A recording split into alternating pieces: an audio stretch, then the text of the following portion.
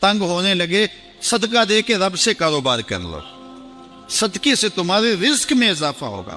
یہ رب کا وعدہ ہے، اللہ کے وعدے جھوٹے نہیں ہو سکتے۔ رزق کی برکت کا ایک اور بہت بڑا ذریعہ النکاح ہے۔ فرمایا اگر تم نکاح کرو گے، تم فقیر ہو وہ تمہیں غنی کر دے گا۔ لوگ کہتے ہیں بچہ پیروں پہ کھڑا ہو لے تو پھر نکاح کریں گے، اللہ کہتا ہے تم نکاح کرو، ہم پیروں پہ کھڑا کر دیں گے۔ ہمارا فلسفہ اپنا ہے، اس کا حکم اپنا ہے۔ وہ کہتا ہے ابھی تو یہ اپنے لیے نہیں کماتا، تو جو آئے گی اس کو کہاں سے کھلائے گا؟ میاں جس نے آنا ہے اس نے اپنا رزق لے کے آنا ہے۔ تو بچوں کی شادیاں کرو اگر وہ جوان ہو گئے، رزق نصیب۔ اپنے اہل خانہ کو نماز کے حکم دینے سے رزق بڑھتا ہے، کیونکہ جو صبح کا وقت ہوتا ہے یہ رزق کے بٹنے کا وقت ہوتا ہے، اور جس گھر میں صبح کے وقت لوگ سوئے ہوئے ہوتے ہیں وہاں بے برکتیاں ہوتی ہیں۔ کہ طلوع فجر سے لے کر کے طلوع آفتاب تک اپنی اولاد کو، بیوی کو، بچوں کو نہ سونے دیں۔ اس وقت رزق بٹنے کے لمحے ہوتے ہیں۔ کثیر دعائیں مانگیں، تلاوت کلام مجید پڑھیں، اور نماز فجر مرد حضرات مسجدوں میں جا کے باجماعت ادا کریں، اور گھروں میں جو ہے وہ بیٹیاں بہنیں مصلے بچھا لیں، تو اللہ کی رحمتوں کا نزول ہوگا۔ اب ایک حدیث میں رزق کے اضافے کا ایک اور نسخہ ارشاد کیا گیا۔ میرے حضور نے فرمایا جو شخص یہ چاہتا ہے کہ اس کے رزق میں برکتیں ہو اور اس کی عمر میں اضافہ ہو تو وہ اپنے رشتہ داروں کے ساتھ سلوک اچھا کرے۔ رشتہ داروں کے ساتھ اگر اچھا سلوک کرو گے تو پھر تمہارے رزق میں برکت ہو۔ غریب ہیں تو ان کی مدد کرو، ان کی بیٹیوں کی شادیاں اپنے ذمے لے لو اگر اللہ نے آپ کو وسعت دی ہے، ان کی پریشانیاں بانٹ لو، ان کا قرضہ ہے تو اتارنے کی کوشش کرو، ان کو مشکلات سے نکالنے کی کوشش کرو۔ تم ان کو مشکلات سے نکالو گے، اللہ تمہیں مشکلوں سے نکالے۔ تمہارے رزق میں بھی برکتیں ہوگی اور تمہارے مال میں بھی برکتیں۔ فرمایا بہتر صدقہ وہ ہے جو ناراض غریب رشتہ دار کو دیا جائے۔ اگر وہ پھنس گیا ہے، مجبور ہے، ناراض ہے، تو اس کو اگر دیں گے تمہارا نفس اس میں شامل نہیں ہوگا، تو یہ افضل صدقہ ہے جو ہر صورت میں قبول ہی قبول ہے۔ رزق کے اضافے کا ایک اور سبب الاحسان الی الضعفاء، جو کمزور لوگ ہیں ان کے ساتھ اس نے سلوک کر۔ الانفاق علی طلبۃ العلم، طالب علموں پہ خرچ کرنا، یہ بھی رزق میں اضافے کا سبب بن رہی ہے۔ وہ حضرت بابا فرید نے کہا نا، چھٹا رکن دین کا روٹی ہے۔ گھر میں کچھ نہ ہو تو پھر نہ نماز اور نہ ہی دیگر امور کی لذت آتی ہے، تو یہ رزق فراواں اور وسیع اور مبارک نصیب کرتے اللہ۔ تو اس کے لیے ایک اور وظیفہ میں دیتا ہوں، اور وہ یہ کہ مغرب کے بعد 21 مرتبہ سورۃ الکوثر پڑھ لیں، کثرت ہو جائے گی انشاءاللہ۔ اول خدوشی پڑھ لیں، 5-7 منٹ لگتے ہوں گے، تو سورہ کوثر 21 مرتبہ روزانہ مغرب کی نماز کے بعد پڑھیں۔ اور اگر بہت زیادہ مسائل ہیں تو ہر نماز کے بعد پڑھ لیں، تو انشاءاللہ آپ دیکھیں گے کہ گھر میں برکتیں اترتی محسوس ہوں گے، انوار کا نزول ہوتے محسوس کریں گے۔ تو یہ وہ رزق کے اسباب ہے، اگر ہم اختیار کر لیں تو ہم اللہ کی خاص رحمتوں کے حقدار ہوں گے۔ اگر فن سے، علم سے آتا ہو رزق، تو میاں صاحب فرماتے ہیں بے وقوفاں دے نوکر ویکھے دانش مند سے آنے۔ بے وقوفاں دے نوکر ویکھے دانش مند سیانے۔ انگوٹھا چھاپ شخص ہوتا ہے اور MBA جو ہے تعلیم کے حامل، اس کے منشی بیٹھے ہوئے ہوتے ہیں، تو پھر اگر علم سے کمال آتا ہوتا تو جو ہے وہ فن سے دولت ملتی ہوتی، تو پھر اس انگوٹھا چھاپ کو کیسے ملتی؟ اور یہ جو اتنا تعلیم یافتہ ہے، ماہر معاشیات ہے، یہ تو تنخواہ پہ کام کر رہا ہے، اور وہ جو ہے وہ دولت کا اسے حساب ہی نہیں ہے کہ کتنی ہے۔ تو اس لیے اللہ فرماتا ہے کہ یہ مت سمجھو کہ یہ تمہارے فن کا کمال ہے، یہ تمہاری جو ہے وہ محنت کا نتیجہ ہے۔ اللہ فرماتا ہے اولم یعلموا، کیا انہیں نہیں پتا؟ ان اللہ یبسط الرزق لمن یشاء، جس کو چاہتا ہے اس کے لیے رزق کے دروازے کھول دیتا ہے، وَيَقْدِرْ، اور جس کے لیے چاہتا ہے اس کے لیے رزق کو تنگ کر دیتا ہے۔ کئی لوگ کتنی محنت کرتے ہیں، نتیجہ زیرو، اور کچھ لوگ کچھ بھی نہیں کرتے، وہ مٹی کو ہاتھ لگائیں اور سونا ہو جائے، اور کہیں سونے کو ہاتھ لگائیں تو مٹی ہو جائے، تو پھر کوئی طاقت کار فرما ہے نا جو مٹی کو سونا بنا دیتی ہے اور سونے کو مٹی بنا دیتی ہے. اللہ فرماتا ہے اس کو پہچانو، وہ کون ہے؟ وہ تمہارا رب ہے. مومن کا توکل اور مومن کا بھروسہ اللہ کی ذات پہ ہونا چاہیے. جب ہم اللہ کی ذات پہ اپنا مکمل بھروسہ، جسے توکل کہتے ہیں، قائم کر لیں گے، تو میرے اور آپ کے آقا و مولا نے ارشاد فرمایا کہ اگر تم اللہ پر توکل کا جو حق ہے وہ ادا کر دو تو وہ تمہیں ایسے رزق عطا کرے جیسے پرندوں کو عطا کرتا ہے. جب گھر سے نکلتے ہیں تو اس وقت وہ خالی پیٹ ہوتے ہیں، اور جب واپس آتے ہیں تو کبھی بھی کوئی جانور بھوکا واپس نہیں آیا، اور سب سے اچھا کھاتے بھی ہیں. ہمارے علاقے میں تو زیادہ باغات نہیں ہیں، امرود کے باغات ہمارے علاقے میں پائے جاتے ہیں. تو امرود کے باغ میں جو اگر کوئی دیہات کا شخص ہو یا جس کا امرودوں کا باغ ہو یا امرودوں کے باغ میں اس کا آنا جانا رہا ہو، اس سے پوچھئے کہ سب سے اچھا پھل امرود کے پیڑ پہ اچھا دانہ کون سا ہوتا ہے. کوئی آپ کو کہے کہ یار امرود توڑ کے لاؤ، میٹھا ہو اور جو ہے وہ پکا ہوا ہو اور ذائقے دار ہو، تو وہ جاؤ توڑ کے لاؤ. تو کوئی مجھے اگر کہے تو میں جب امرود توڑ کے لاؤں گا تو کبھی پھیکا نہیں ہوگا، میں امرود توڑ کے لاؤں گا تو کبھی بد ذائقہ نہیں ہوگا. آپ مجھے پوچھیں کہ آپ کے پاس کیا فن ہے؟ میرے پاس فن یہ ہے کہ میں نے امرودوں کے باغوں میں جو ہے وہ بچپن گزارا ہے، اور مجھے پتا ہے کہ اچھا اور پکا پھل کون سا ہوتا ہے. دیکھیں میں آپ کو نشانی بتا دیتا ہوں. اب نئی نسل انہوں نے نہیں دیکھا، آپ باغ میں جائیں اور شاخوں سے لٹکے ہوئے امرود دیکھیں.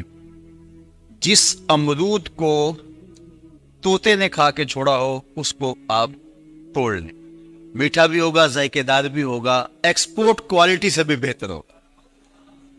سب سے اچھا پورے پودے سے جو سب سے اچھا ہوگا وہ اس کو چونچ مارتا ہے اور پھر سارا کھاتا بھی نہیں ہے، تھوڑا سا لیا، نخرے والا آگے بڑھ گیا. اللہ اکبر. تو جو ایکسپورٹ کوالٹی ہوتی ہے اس سے بھی بہتر وہ کھاتا ہے. تو یہ اللہ پر توکل کرنے والے ہیں. ہمیں تو پتا ہوتا ہے ہم نے دکان پہ جانا ہے، ہمیں پتا ہوتا ہے ہم نے فیکٹری کام پہ جانا ہے، ہم نے پتا ہوتا ہے ہم وہ دہاڑی فلاں جگہ کرنے جانا ہے. انہوں نے کہیں ان کا کوئی ایسا ٹھیا نہیں ہوتا کہ وہاں جانا ہے. بن توکل پنچھی اڑ دے، بن توکل پنچھی اڑ دے، خرچ نہ پلے زیرا ہوں. خرچ نہ پلے، کوئی راس المال بھی نہیں ہوتا کہ یہ لگائیں گے پھر اس پہ اتنے پیسے آئیں گے، اصل ہمارے ہوں گے، اتنا نفع ہوگا، ایسا نہیں ہے. گھر سے نکلتے ہیں تو خالی پیٹ ہوتے ہیں، اور جب واپس آتے ہیں تو پیٹ بھرے ہوئے ہوتے ہیں. میرے اور آپ کے آقا و مولا نے کہا، مجھے پورا یقین ہے اس پہ، اور آپ کو بھی پورا یقین ہونا چاہیے، انشاءاللہ ہوگا، کہ میرے حضور نے فرمایا کہ اللہ پر جو توکل ہے وہ حق ادا کرو، پھر وہ تمہیں ایسے رزق دے گا جیسے پرندوں کو دیتا ہے. تمہیں پرندوں کو دیتا ہے ایکسپورٹ کوالٹی. من کان للہ کان اللہ لہ، فرمایا تم اس کے ہو جاؤ وہ تمہارا ہو جائے گا. اللہ نے تمہیں پیسے دیے ہیں، نئی گاڑی تم نے خریدی ہے، چھوٹے بچے کا جوتا کیوں باندھ دیا آگے؟ تم جوتا باندھنے سے اگر یہ ایکسیڈنٹ سے، حادثے سے گاڑی بچ سکتی ہوتی ہے تو پھر پاکستان کے جتنے پی آئی اے کے جہاز ہیں سب پر باندھ دینا چاہیے، سب پہ جوتے لٹکے ہوئے. عجیب تم نے فلسفہ تراشا. کسی نے جو ہے وہ کالی رنگ کی پٹی باندھ دی نیچے، اس سے اس کو نظر نہیں لگے گی. گھوڑے کے پاؤں کے نیچے جو کھری لگی ہوئی ہوتی ہے، کچھ لوگوں نے اپنے گھروں میں وہ باندھی ہوئی ہوتی ہے کہ اس سے ہمارے گھر کے اندر کوئی مصیبت نہیں آئے گی، کوئی تکلیف نہیں آئے گی. کسی نے ہنڈیا اپنے گھر کے اوپر الٹی رکھی ہوئی ہوتی ہے، یہ ہنڈیا بچا لے گی. اور میاں ہنڈیا کیا بچائے گی؟ اللہ کے قہر سے کچھ نہیں بچا سکتا.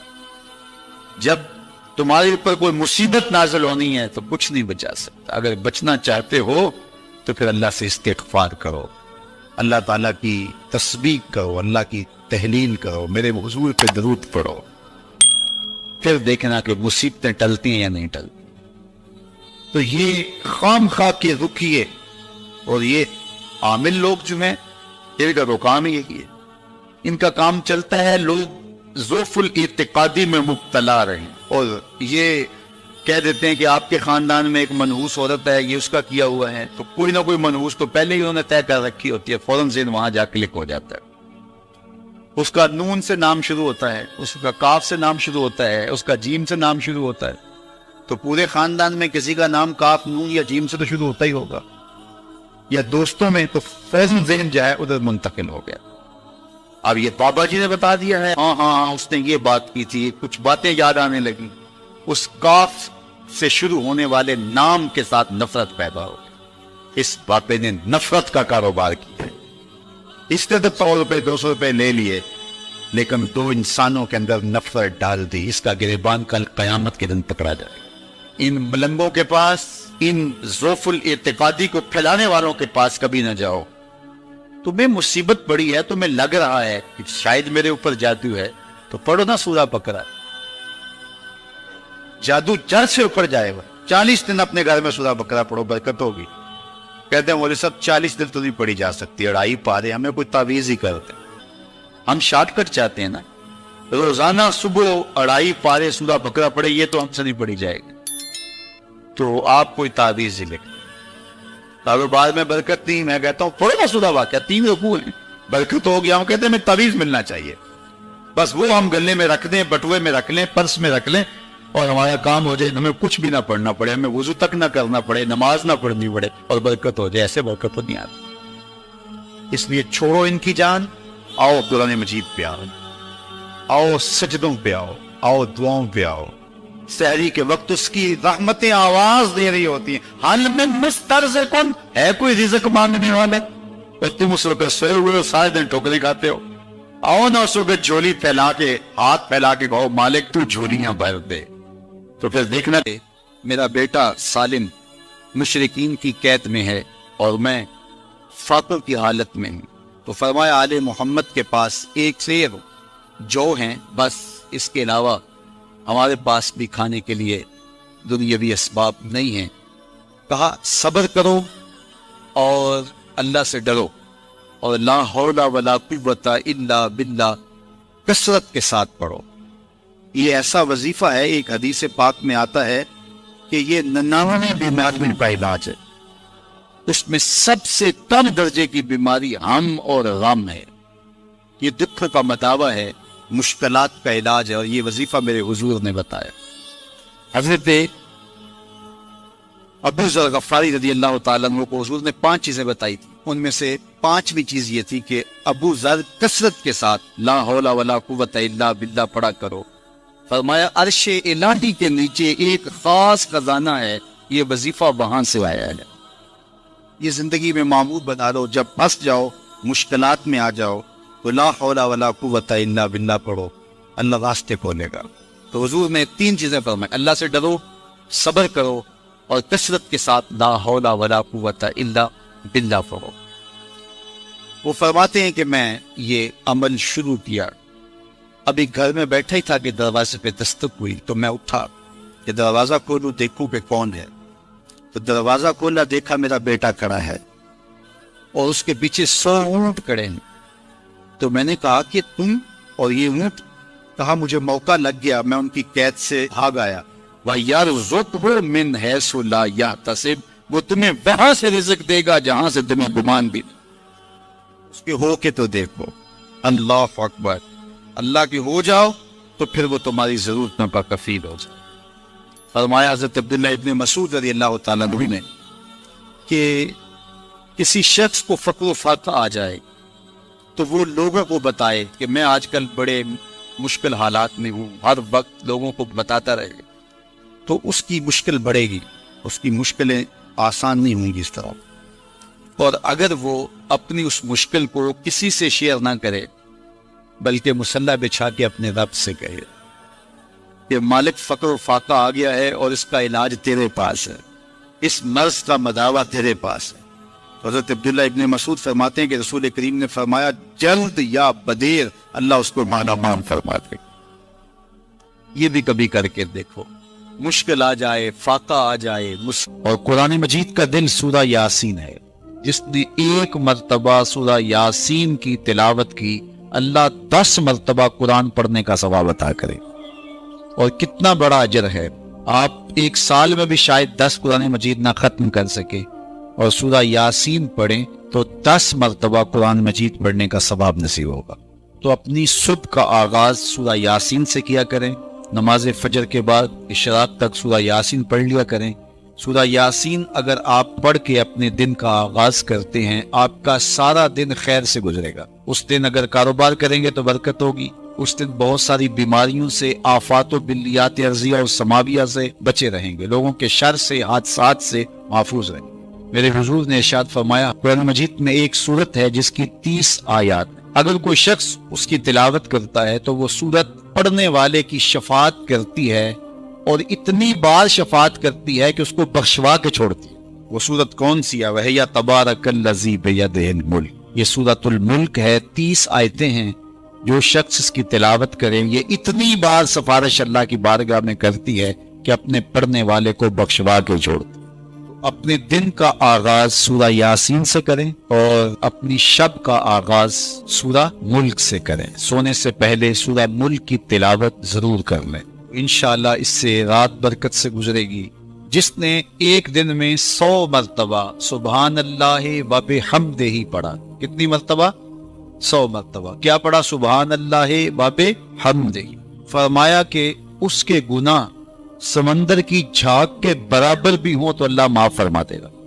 تو یہ اپنے وظائف میں شامل کر لیجئے، سبحان اللہ و بحمدہ۔ اور حدیث بخاری ہے کہ 2 کلمے ایسے ہیں جو اللہ کو محبوب ہیں اور زبان پر مشکل نہیں، زبان پر بڑے آسان ہیں، اور جب میزان پہ رکھے جائیں گے تو پلڑے کو جھکا دیں گے، بڑے بھاری ہیں میزان پہ۔ وہ 2 کلمے یہی ہیں، سبحان اللہ و بحمدہ، سبحان اللہ العظیم۔ تو اگر اس کو 100 مرتبہ روزانہ پڑھے تو سمندر کی جھاگ کے برابر بھی گناہ ہو تو اللہ معاف فرما دیتا ہے۔ اللہ فرماتا ہے ما یفعل اللہ بعذابکم، وہ تمہیں عذاب دے کے کیا کرے گا؟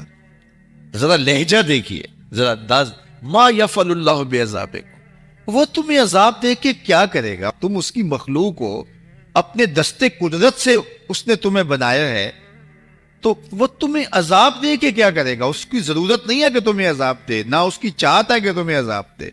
کوئی خود چھلانگے لگائے تو اس کی مرضی۔ فرمایا کہ ما یفعل اللہ بعذابکم، وہ تمہیں عذاب دے کے کیا کرے گا؟ ان شکرتم وآمنتم، اگر تم شکر ادا کرو اور ایمان لاؤ تو وہ تو قدردان ہے جو کوئی اس کا شکر کرتا ہے اور جو اس پر ایمان لاتا ہے۔ تو اللہ اس کے لیے عذاب نہیں رکھا، اس کے لیے رحمتیں رکھی ہوئی۔ تمہیں دستے قدرت سے بنایا ہے اور وہ تمہیں خوش دیکھنا چاہتا ہے، تمہیں خوشحال دیکھنا چاہتا ہے، تمہیں سرشار دیکھنا چاہتا ہے، تمہیں نہال دیکھنا چاہتا ہے، تمہاری زندگی کو خوشگوار دیکھنا چاہتا ہے۔ تم نے اپنے آپ کو خود اپنے اعمال کی وجہ سے مصیبتوں میں ڈالا ہے، تو کہا شکر کرنے کی عادت ڈال لو، دیکھنا پھر اللہ تعالیٰ جل شانہ کی رحمتیں تمہارے اوپر کس طرح اترتی ہے، اس کی نوازشیں تمہارے اوپر کیسے برستی ہیں۔ توکل اگر ہم سیکھ جائیں تو توکل ایک ایسی دولت ہے کہ جو خوشحال زندگی کی ضمانت بنتی۔ جب ہم اللہ پر توکل نہیں کرتے اور ہم سمجھتے ہیں یہ سب کچھ ہماری محنت کا نتیجہ ہی ہوگا، اور نتیجہ جب نہیں آتا تو پھر ہم بے چین مضطرب ہو جاتے ہیں، اور جب ہم اس پہ توکل کر لیں تو پھر ہمارا صرف اتنا ہی کام ہے کہ میاں ہم یہ کام کر رہے ہیں، بس یہ حکم، ہم بیج بو رہے ہیں، بس یہ حکم ہے اور بو رہے ہیں، باقی اس پہ بھروسہ ہے، یہ کام اس کا ہے کہ اس نے اس کو اگانا ہے، اس کے اوپر پھل لگانے ہیں۔ تو جب اس پہ توکل ہو جائے تو بندہ سوکھا رہتا ہے، ورنہ بندہ مشکل میں مبتلا ہو جاتا ہے۔ بسا اوقات ایسا ہوتا ہے کہ بندہ ایک منصوبہ تیار کرتا ہے، اس کا عملی نتیجہ اس کو سامنے نظر آ رہا ہوتا ہے، لیکن نتیجہ بالکل الٹ جاتا ہے۔ سید علی المرتضیٰ فرماتے ہیں میں نے اپنے ارادوں کی شکست سے ہی اپنے رب کو پہچانا ہے، کہ میں ایک منصوبہ تراشتا ہوں کہ یہ اور یوں ہوگا اور وہ ہونا چاہیے، لیکن نتیجہ وہ نہیں آتا، تو کوئی طاقت ہے اس کا جو نتیجہ بدل دیتی ہے۔ تو بندہ اس طاقت پہ یقین کرتے، اس پہ توکل کر کے جو ہے وہ اس پہ بھروسہ کر لے تو زندگی سوکھی ہو جاتی۔ مغرب میں جو اللہ پر یقین نہیں رکھتے وہ خودکشی کر لیتے ہیں کہ یہ کیوں ہو گیا، ایسا نہیں ہونا چاہیے تھا، لیکن ہم خودکشی اس لیے نہیں کرتے، ہم کہتے ہیں میرا رب جس طرح چاہے اس طرح ہی ہوتا ہے، جو اس نے طے کیا ہوا ہے وہ کر کے رہتا ہے، اس لیے تم اس پہ توکل کر لو اور اس پہ بھروسہ کرو۔ حضور علیہ الصلوۃ والسلام نے فرمایا لو انکم توکلون علی اللہ حق توکلہ، اللہ پر توکل کرنے کا جو حق ہے اگر تم وہ ادا کرتے، تو فرمایا اللہ تمہیں ایسے رزق عطا کرے جیسے پرندوں کو عطا کرے.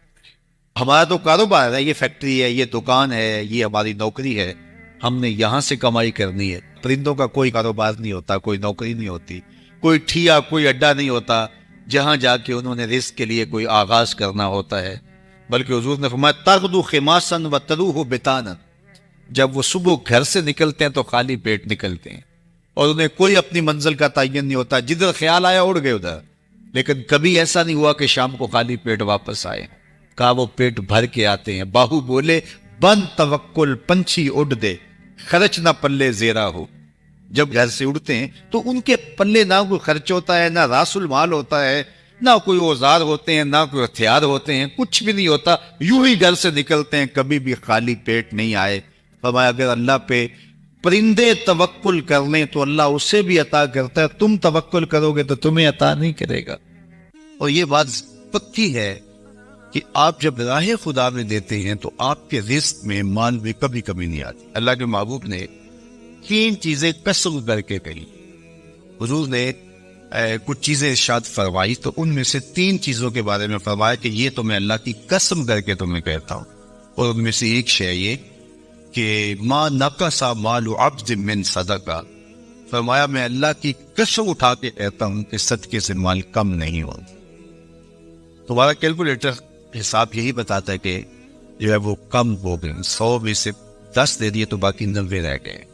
آپ کا اکاؤنٹنٹ بھی آپ کو یہ بتاتا ہے کہ اتنے لاکھ میں سے اتنے ہزار دے دیے، باقی اتنے رہ گئے. لیکن میرے حضور نے کہا میں اللہ کی قسم اٹھاتا ہوں کہ صدقے سے مال کم نہیں ہوتا. دوسری بات فرمائی کہ جو شخص مانگنا شروع کر دیتا ہے، سوال کا دروازہ کھول دیتا ہے، اس کی کمی پوری نہیں ہوتی. یہ بھی میں اللہ کی قسم اٹھاتا ہوں. اور تیسری بات میرے حضور نے قسم فرما کے یہ کہی کہ جو شخص کسی کو معاف کر دیتا ہے، کسی نے کوئی زیادتی کی وہ معاف کر دیتا ہے، تو حضور فرماتے ہیں میں اللہ کی قسم اٹھا کے کہتا ہوں اس کی عزت میں فرق نہیں آئے. تو یہ 3 چیزیں حضور نے قسم کر کے فرمائی. تو اس لیے ہم اپنے ہمسایوں کو دیکھیں، ان کی ضروریات کا خیال رکھیں. تو حضور کی سیرت کا یہ عنوان جو حضرت خدیجہ الکبریٰ سے بہتر پہنچ جانتا تھا، اپنا سارا مال انہوں نے حضور کو پیش کر دیا جب نکاح ہوا حضور سے کہ حضور آپ یہ میرا نہیں، یہ آپ کا ہے. اور وہ سارا مال حضور نے لوگوں میں بانٹ دیا، ضرورت مندوں کی کفالت کرتے رہے. تو کہا وَتَحْمِلُ الْكَلَّةَ، آپ لاچاروں کا بوجھ اٹھاتے ہیں، وَتَكْسِبُ الْمَعْدُومَ، اور جن کا کوئی نہیں ہے آپ ان کے کفیل بن جاتے ہیں اور آپ کمائی کر کے ان کے گھر کی ضروریات کو پورا کرتے ہیں. وَتَقْرِ الضَّيْفَ، اور آپ کی یہ خوبی ہے کہ آپ مہمان نواز ہیں. مہمان نوازی آپ کا شعار ہے، آپ کا طرز زندگی ہے. اور مہمان کو جو کھلایا جاتا ہے اس کا حساب بھی نہیں ہوتا، اور مہمان کے ساتھ جو بیٹھ کے کھایا جاتا ہے اس کا بھی حساب نہیں ہوتا. اور مہمان اپنا رزق خود لے کے آتا ہے اور برکت چھوڑ کے جاتا ہے. تو مہمان کو کبھی بھی بوجھ نہیں سمجھنا چاہیے. تو کہا کہ اور تیسری اور آخری بات وَتَعِينُ عَلَى نَوَائِبِ الْحَقِّ، جو لوگ مشکلات میں پھنسے ہوتے ہیں، مصیبت میں پھنس جاتے ہیں، مسائل میں گر جاتے ہیں، آپ ان کی مدد کرتے ہیں. ابھی حضور اعلان نبوت نہیں کیا، ابھی پہلی وحی نازل ہوئی ہے، تو حضور کی ماضی کی سیرت کو حضرت خدیجہ الکبریٰ لوگوں کے سامنے رکھیں. آپ اس سے بھی پیچھے چلے جائیے. جب شب ابی طالب میں حضور کو حضور کے خاندان سمیت محصور کر دیا گیا، قریش مکہ نے حضور کو روکنے کے لیے بڑی کوششیں کی، لیکن حق کا یہ مسافر کبھی بھی رکنے والا نہیں تھا. بلکہ حضور کے چچا کو بلا کے کہا کہ اپنے بھتیجے سے پوچھو کہ تمہارا مسئلہ کیا ہے. دولت مال چاہیے تو ہمسائے لوگ مل کے اتنی دولت ان کو دے دیتے ہیں کہ کوئی کمی نہیں رہے گی. اور اگر کسی خاتون سے نکاح کرنے کی آرزو دل کے کسی گوشے میں ہو تو وہ بھی بتائیے. کسی سردار کی بیٹی سے نکاح کرنا چاہیں تو ہم اس کے لیے بھی حاضر ہیں، لیکن یہ بتوں کی مخالفت چھوڑ دی جائے. تو جب بہت ساری باتیں کی سب نے مل کے کی اور جو ہے وہ دباؤ بھی ڈالا کہ اگر نہیں یہ کرتے تو پھر حالات کی تلخیاں اور جو کچھ ہے وہ آپ کے سر پہ ہوں گے. تو حضور کے چچا جناب ابو طالب حضور کے پاس آئے تو ان کی طبیعت پر کچھ بوجھ تھا. تو انہوں نے کہا کہ بھتیجے میں اکیلا اتنے قبائل کے ساتھ لڑائی کا بوجھ نہیں اٹھا سکا، میری کمر کمزور ہے. تو حضور علیہ الصلوۃ والسلام کی خدمت میں انہوں نے کہا کہ وہ تو اس طرح کی باتیں کر رہے ہیں. تو آقا کریم نے جو جواب دیا وہ سنیے. آپ نے فرمایا یا امی لو وضع الشمس فی یمینی والقمر علی یساری، اگر وہ سورج میرے دائیں ہاتھ میں رکھ دے اور چاند کو لا کے میرے بائیں ہاتھ میں رکھ دے اور دنیا بھر کے خزانے میرے قدموں میں ڈھیر کر دے، میں کبھی بھی حق کو باطل اور باطل کو حق نہیں کہہ سکتا. یہ وہ چیز ہے جہاں پر ہمیں کھڑا ہونا چاہیے. یہ رشوت کیا ہوتی ہے؟ ہم اداروں میں افسر بن کے بیٹھتے ہیں اور ہم کسی ذمہ دار منصب پہ بیٹھتے ہیں، تو ہمیں چند ٹگوں سے کوئی خرید لیتا ہے، ہمارا ضمیر پھر کہاں ہوتا ہے؟ کائنات کی نعمتیں اس کو پیشکش کی جا رہی ہے جو پیدا ہوا تو باپ کا سایہ سر پہ نہیں ہے، 6 سال کی عمر ہے تو ماں انتقال کر گئی.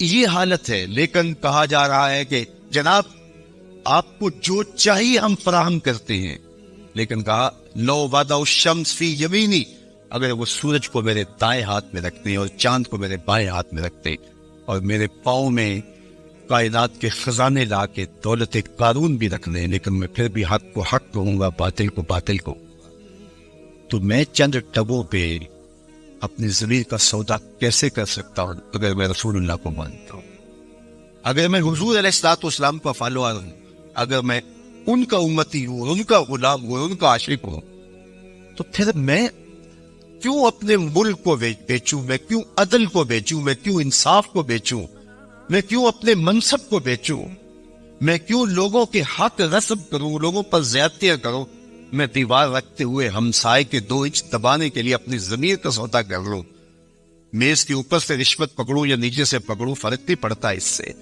میں اپنی ضمیر کا سودا کیا ہے اور برسرے بازار کیا ہے اور بہت سستا بیچا ہے میں نے اپنے آپ.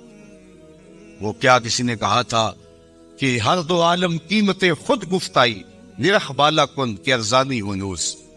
2 جہاں کو تو نے اپنی قیمت بتایا ہے، اپنا نرخ بتایا ہے کہ 2 جہاں میری قیمت لگتی ہے. کہا قیمت بڑا ابھی سستا بک رہا ہے. یہ ساری کائنات تیری قیمت لگا دی جائے لیکن تیری قیمت پھر بھی نہیں ہے اور تو سستا بک رہا ہے. نرخ بالا کن کے ارزانی ہنوس، تیری قیمت جو ہے وہ یہ 2 جہاں نہیں ہے، تیری قیمت صرف تیرے رب کی رضا ہے. تو کہا کہ میں کبھی بھی، تو یہ حضور علیہ الصلوۃ والسلام کی زندگی تھی. خیر انہوں نے جب کہا کہ میں تو نہیں تمہاری بات کو ماننے والا، تو پھر انہوں نے سماجی بائیکاٹ کر دیا، سوشل بائیکاٹ کر دیا اور حضور کو شب ابی طالب میں مقید کر دیا. تو حضور کے چچا نے اس وقت ایک قصیدہ لکھا حضور کے نام، کیونکہ یہ پانی نہیں پہنچنے دیتے تھے، غلہ نہیں پہنچتے تھے. کوئی باہر سے بھی آتا تاجر تو اس کا غلہ خود خرید لیتے کہ کہیں وہ بنو ہاشم کے پاس نہ چلا جائے، اور وہ خرید کے اپنی زندگی اور موت کے درمیان جو ٹوٹتا ہوا رشتہ ہے جو ہے وہ اس کو کہیں بچا نہ پائے. تو حضور کے چچا نے ایک ماضی کا واقعہ قریش کو یاد دلایا اس قصیدے میں. ہوا اس طرح کہ حضور کی عمر تھی کوئی 9 سال یا 8 سال کہ مکے میں قحط پڑ گیا. تو حضور کے چچا کے پاس لوگ آئے کہ قحط پڑ گیا ہے اور آپ اولاد اسماعیل سے ہیں، تو اللہ کی بارگاہ میں دعا کیجیے کوئی بارش کے آثار پیدا ہو اور کوئی سبزہ پیدا ہو.